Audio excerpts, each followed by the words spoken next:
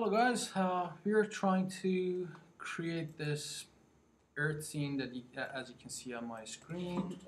This is what we're going to create as you saw it in the class. Um, I'll just walk you through different steps how to create that, and I hope that you find this tutorial helpful with creating animation and using the effects and layers. Okay. First things first, what I'm gonna do is I'm going to go to my After Effects file and then create new and new project. And now I don't want to save it since I'm going to recreate it for you guys. Okay, as I said before, you can either import your files by going to File, Import, and Import File, or if you double click simply on your project window here, it will open the same window for you too. What we have here is a folder called Earth Tutorial. So what I want you to do is open Cloud, Earth, Moon Map, and Stars. So how you can do that without selecting Mars at the middle is by holding your Command key, or if you're using PC, it's Control key. So if you click on several different files, you can select them separately without selecting the one in the middle. Then press open. All your files are going to be open here. Okay. As I said before, everything in After Effects is inside a composition. We don't have a composition here yet. So it's best if you know the resolution of your final output and what you're going to create for the output.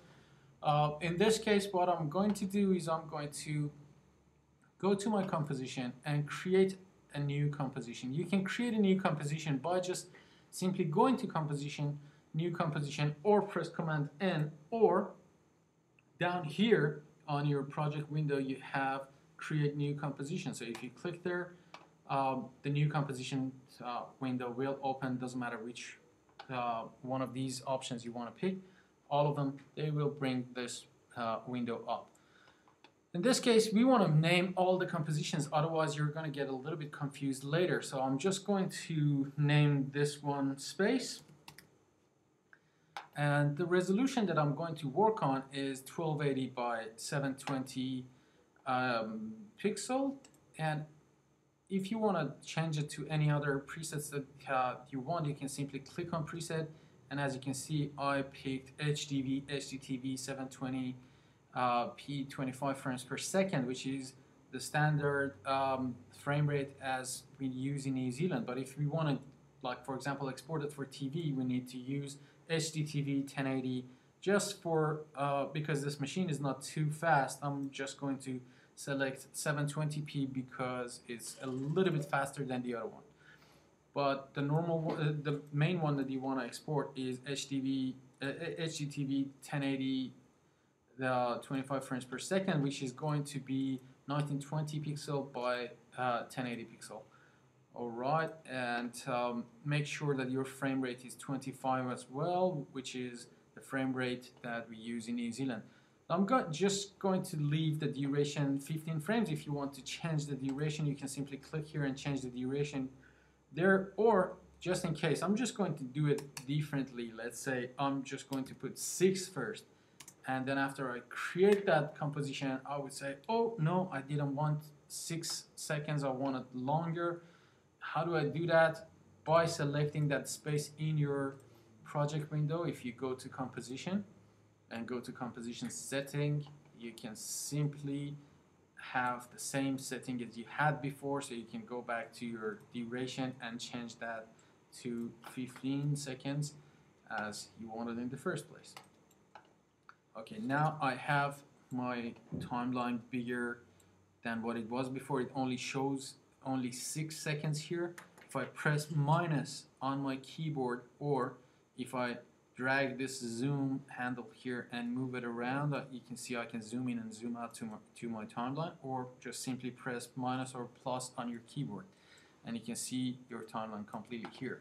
So first things first, I want to bring the stars down to my timeline. If I bring the stars down, you can see that the stars are kind of a little bit higher than the height of my screen, but a little bit uh, smaller than the width of my screen. In this case, I would say it's not too much. So if I open my star properties here and transform, I can simply scale it up to, if I scale it up by 7%, you can see that it will cover my screen. If I change that one to fit, it will fit to my screen. So as you can see, it's not that bad. We're gonna do a little bit work on it, so it's not gonna look that bad either. So we have the stars at the background. It's a little bit too much. So if I want to make that very starry, glowish image at the background a little bit darker, I can simply go to Effect and go to Color Correction.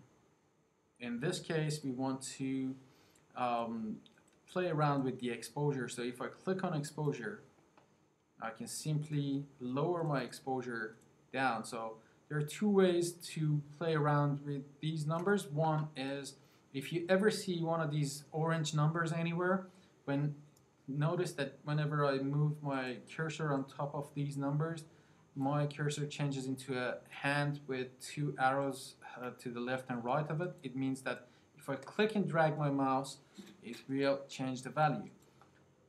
If I click on this little triangle here as well, I will have the handlebar, so I can just move it left and right and change the value as well, like this. So I'm just going to make it a little bit darker, and then I am going to change the gamma of my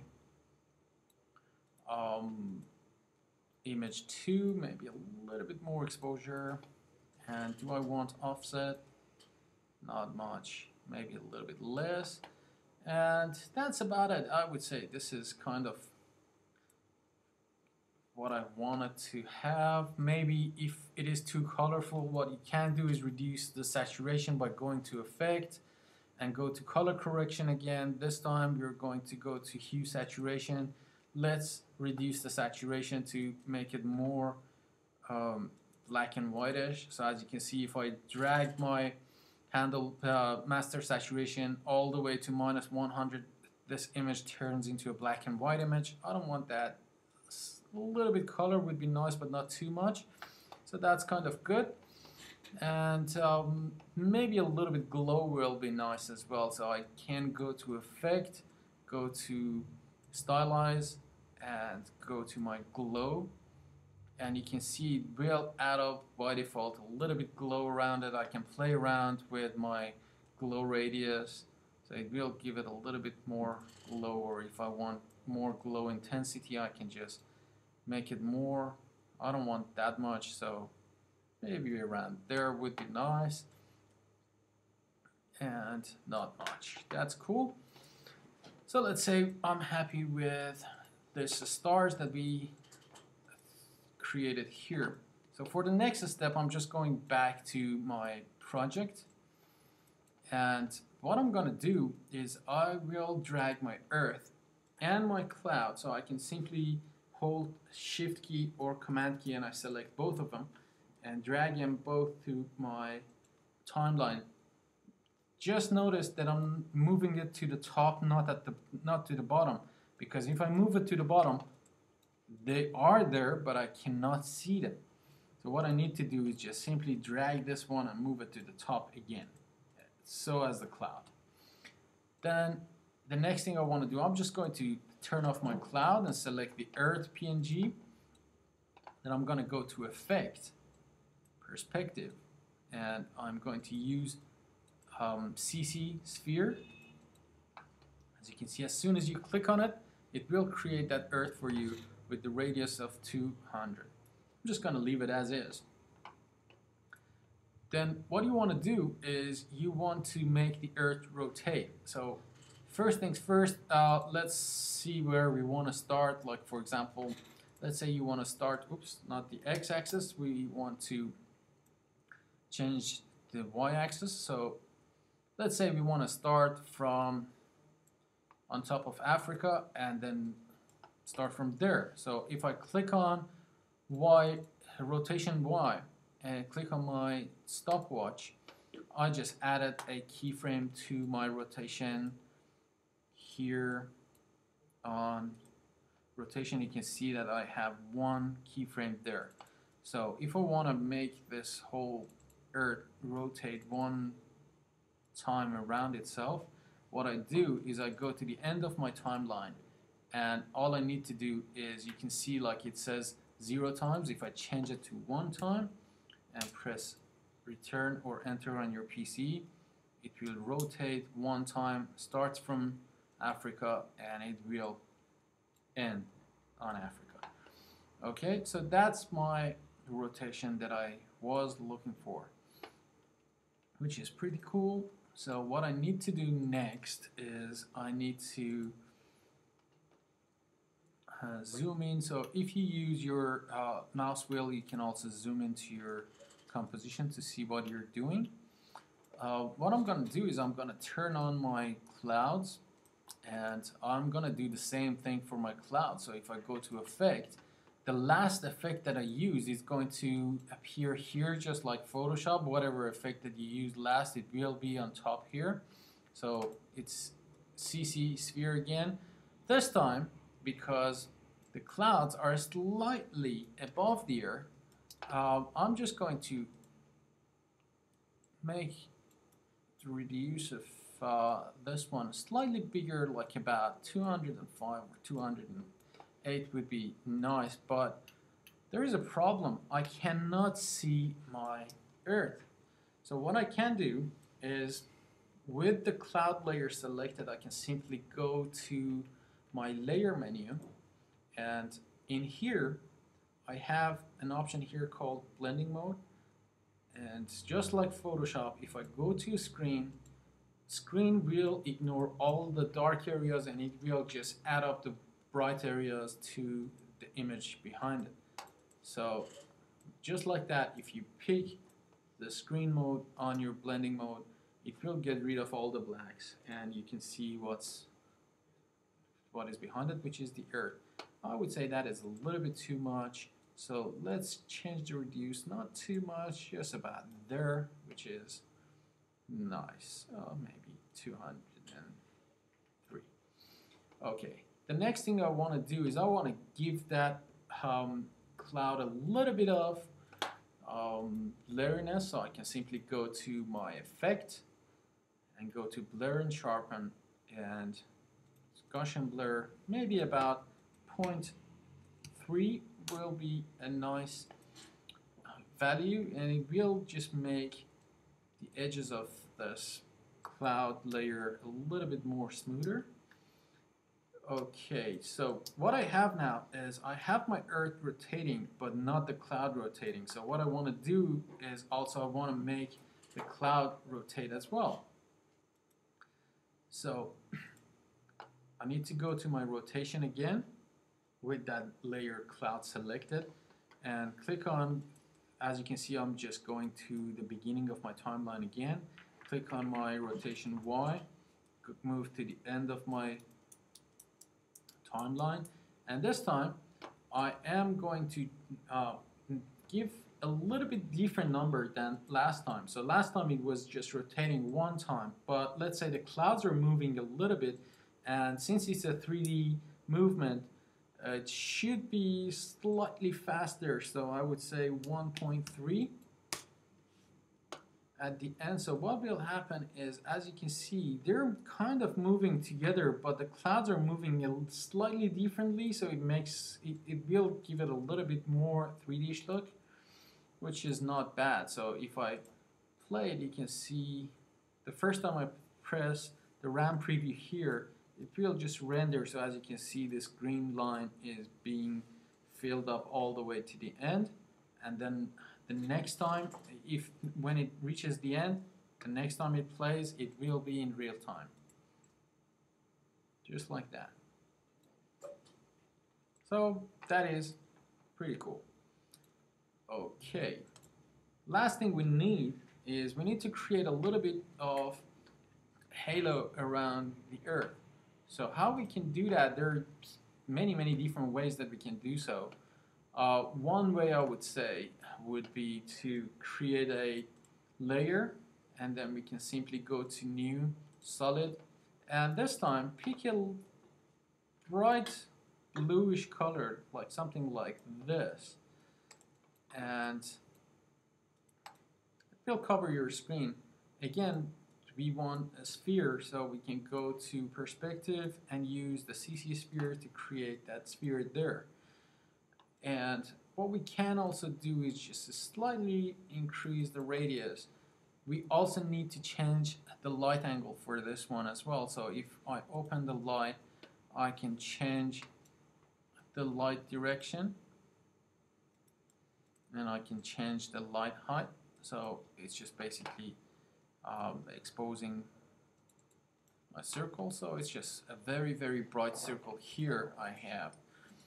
And then what I'm gonna do is I'm going to go to Effect and Blur and Sharpen, and I can just simply go to Gaussian Blur and give it some nice blurriness around it like there. So after that I have this blurriness around it. I just move this behind my earth. As you can see, I have this little glow there. It's a little bit too white, so I need a little bit more bluish color. What I can do is, with that solid layer selected, I can go to my layer, go to solid setting, and simply change the color to a slightly more bluish color.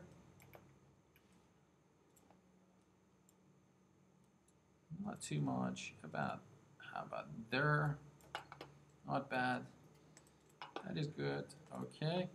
And what I probably want to do is not too much blur, so let's just give it less blurriness about there. And maybe the size is too big, so let's make it just about there. Okay. And you have a nice glow around the earth. And what you can do is, if you think it's too much, we can simply go to opacity and reduce it slightly so it wouldn't be like that bad. So we have that glowish around the earth. The next thing we want to do is we want to merge these layers into one layer, but just like Photoshop, that we can convert our layers, we can select several layers and convert them into a smart object. In this one, we can simply select several layers, and we can go to layer, and if at the very bottom I have an option, it's called pre-compose. So if I click on pre-compose, I can create a composition out of these 3 layers. So I'm gonna call this one Earth. And as you can see, it will move all the attributes into the new composition with it. So I press OK, and as you can see, all those 3 layers have changed into just one single composition. If I go back to my project, now I have 2 compositions. One is called Space, the other one is called Earth. So you can see that we can have several compositions inside just one composition. Alright, now that I have my Earth there, and it's just rotating there, the next thing I want to do is I want to create the moon. It's very simple, so I just drag the moon down to my composition. I still have that texture. All I need to do is go to my effect, go to perspective, CC sphere, and it will convert it into sphere like this. Let's say I want to create a little glow on the moon as well. So what I can do, I can simply go to Effect and go to Stylize Glow. So as you can see, it creates a very bad glow around here, which I don't want that. But with these 3 things, which is the intensity and radius of my glow, as well as my glow threshold, as you can see, you can change the value of the glow. So in some cases you can use that as your advantage, and it creates a very, very good options for you.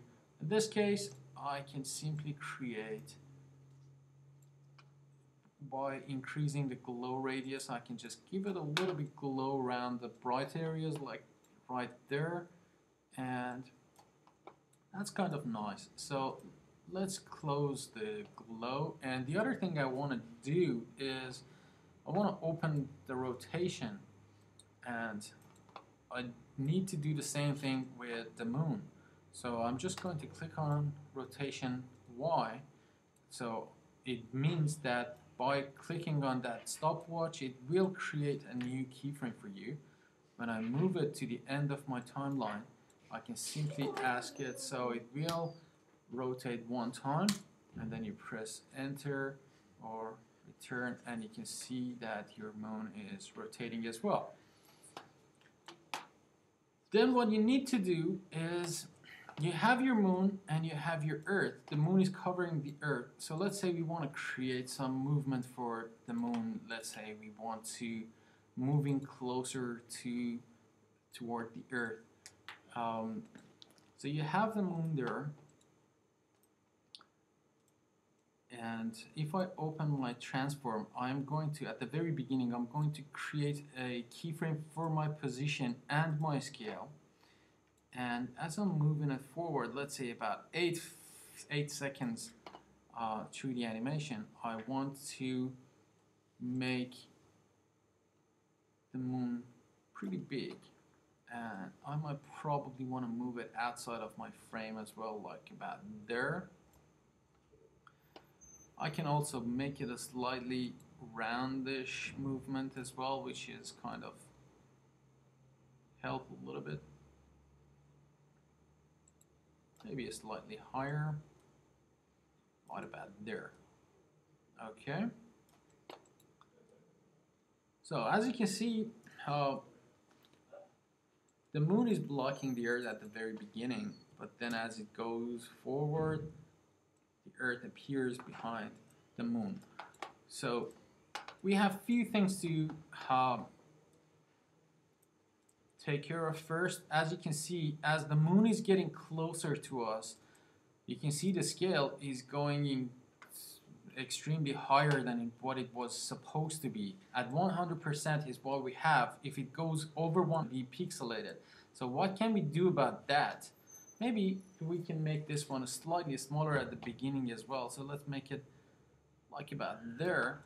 And then let's say we want the moon to get closer to us around there. So when it gets into 100, like about there, what I'm gonna do is I'm gonna give it a new filter by going to Effect, Blur and Sharpen. This time I'm gonna use Camera Lens Blur.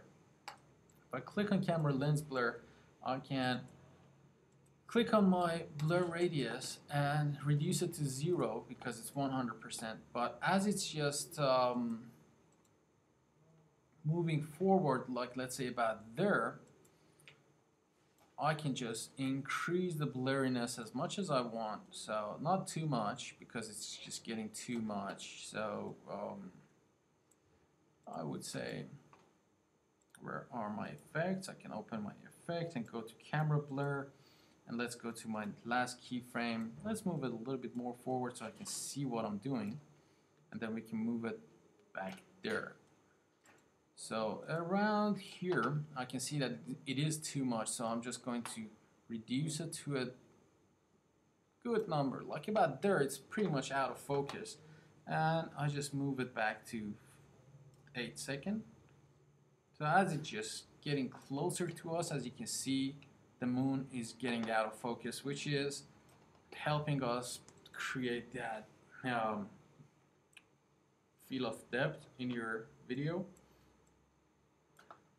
Then we need to take care of the Earth. So at the very beginning, what we need to do is we need to make the Earth pretty small. So let's go to Transform, Position, and Scale, and let's bring it down way smaller, about there. So as the moon is getting closer, we're gonna see the Earth from behind the moon, and it's getting bigger. So about till, let's say, frame 12-ish, the Earth gets to 100%, which is there. So what's gonna happen is you can see the Earth is moving there and you have that nice movement, and it looks pretty good. Okay, then the next thing we want to do is we want to add a little bit lens flare to the top of this image to create some sort of a sun effect, sunlight effect there. So how am I going to do that is by going to my layer, new, and create a new solid layer. And let's pick a black layer, which is the RGB value 0. Press OK, and we're gonna call this one lens flare. And as you can see, it's like completely black. But what I can do is go to Effect, Generate, and I can pick my lens flare here, and it will give me a lens flare, a nice lens flare there. I can, unfortunately, in After Effects we only have like 3 different type of lens flare. So what I can do is I can simply click on my lens and change it to 105mm prime, which is more like space light. And I'm gonna put it slightly outside of my frame, around there. Okay, that's kind of cool. And what I'm gonna do is I'm gonna click on the stopwatch on my flare center. Let's give it a little bit more brightness as well, which is kind of cooler. And oh, sorry, I made a very bad mistake, and the mistake was my cursor was at the end of my timeline, not at the beginning of my timeline. So make sure I just undo that, and you need to go back to the beginning of your timeline and then create a flare center, a keyframe for your flare center, and then move it outside of your frame, right about there. Make it a little bit bigger. So that's all good. And by the end of this, we probably want to move that lens flare slightly around there. So that's cool, but I cannot see anything behind it. Yet again, I told you, like, if you right click on your layer, it will open your layer menu exactly the same way as if you go to layer menu here and just click on it, and it will open your layer. Same thing. So right click on your layer, go to blending mode, and change it to screen, and you will have that effect there. So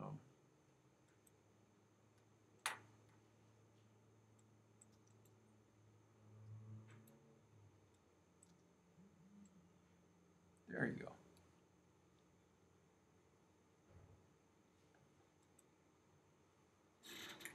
Okay, I hope you enjoyed this tutorial, and see you next week.